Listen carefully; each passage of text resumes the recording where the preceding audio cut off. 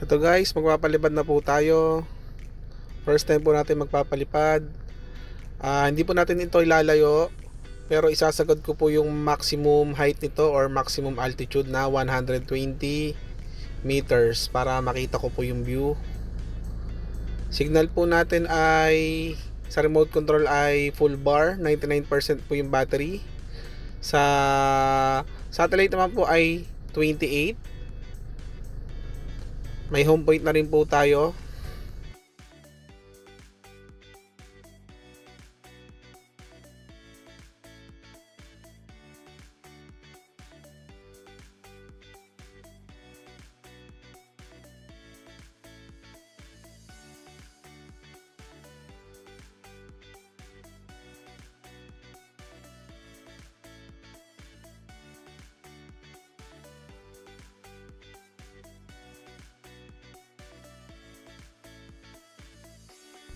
Okay guys, ready for take off na po tayo. Naka screen recording na rin po.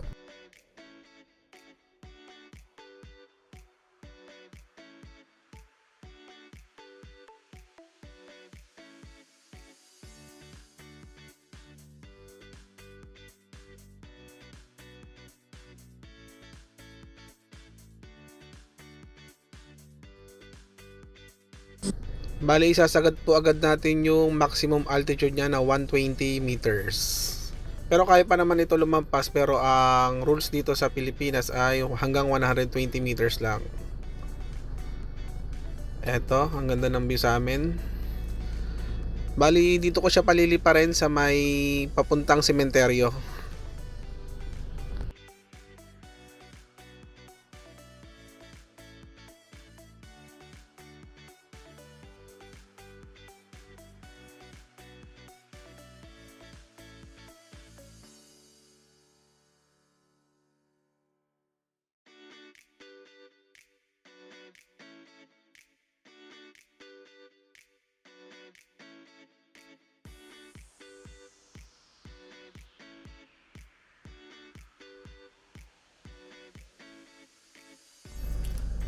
Dito sana ako magpapalipad sa sementeryo kasi maraming nagpa-practice rin ng drone dito eh. Dito rin ako may nakita na malaking drone. Sabi ng nagpapalipad ay 1 million daw yung halaga. Kaya naging interesado ako sa drone. At ito nga yung napili ko, DJI Mini 4 Pro. Okay guys, 94% yung battery natin. At nasa 300 meters pa lang tayo going to 400 meters. Maximum altitude 120 meters ang sagad. Eto, nasa 500 meters na tayo. Siguro mga hanggang 2 kilometro lang tayo. Enjoyin lang natin yung view.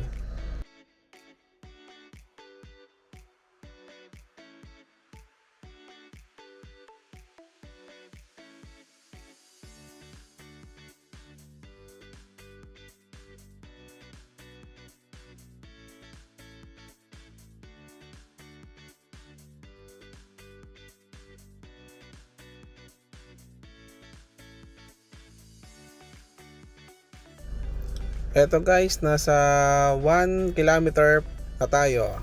91% battery. Bali itong DJI Mini 4 Pro ay kayang lumipad hanggang 10 kilometers. At 10 kilometers pa uwi ay total ng 20 kilometers.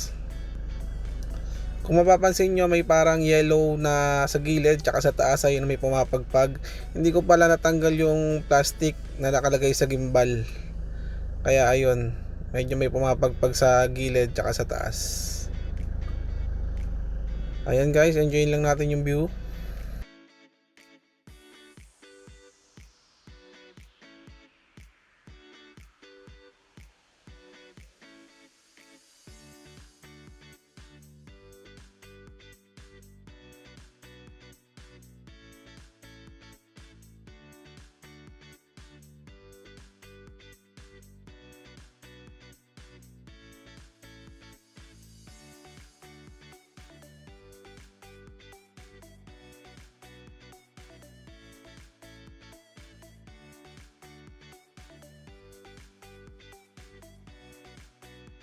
ay ibabalik ko na yung drone.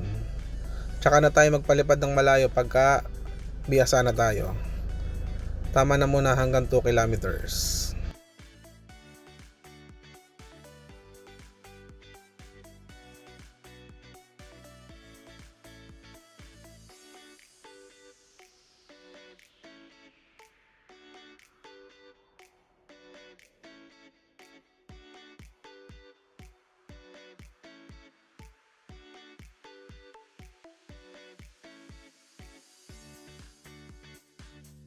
Eto guys, namapahinto tayo sa pagpapalipad.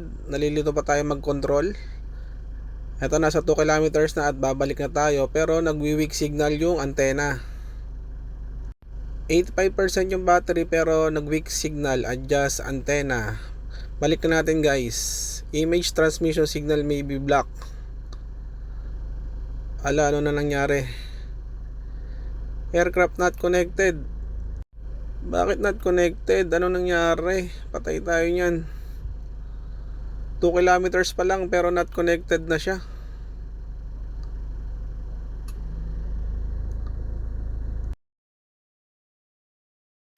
Ano na nangyari dito? Aircraft not connected. Nawala na rin yung signal sa satellite. 2 kilometers pa lang yung nililipad.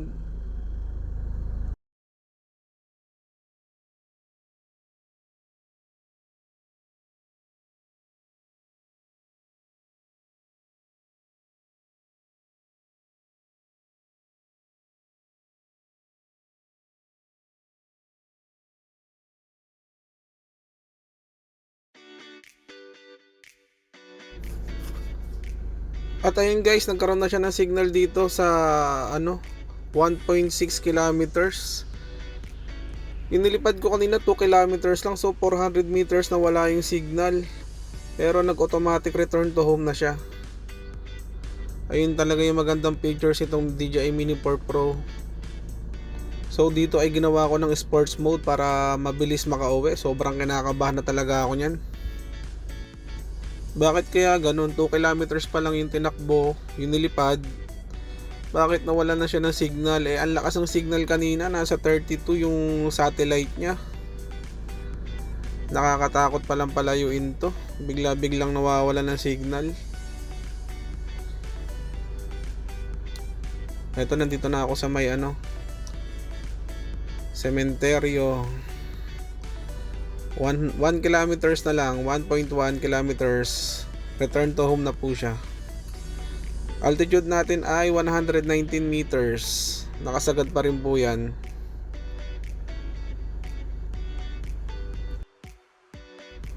Guys, sa mga makakapanood nitong video to, comment nyo nga guys kung ano bang nangyari na sa pagpapalipad ko na yon. 2 kilometers pa lang, okay yung signal sa pagpapalipad ko. Pagdating ng 2 kilometers, biglang nawala yung GPS niya, aircraft not connected. Bumalik lang siya nung nasa 1.6 na. So 400 meters pabalik return to home. Doon pa lang siya kumonect. Ang taas pa ng battery ko, 75%. Ang lakas din ng signal ko, nasa 32 yung kanyang GPS satellite. Remote control ko ay full bar siya. Pero bakit biglang nawala siya sa 2 kilometers? Plano ko pa naman tong i-range test pagka dating ng araw eh. So nakakatakot pala siya i-range test kung ganun.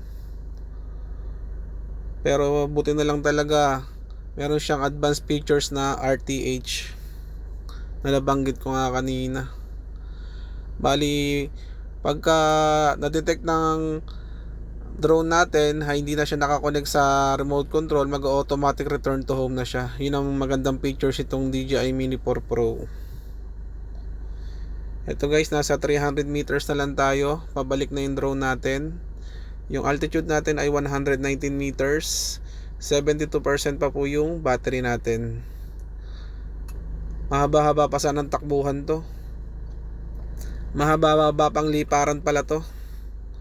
Sorry guys, first time.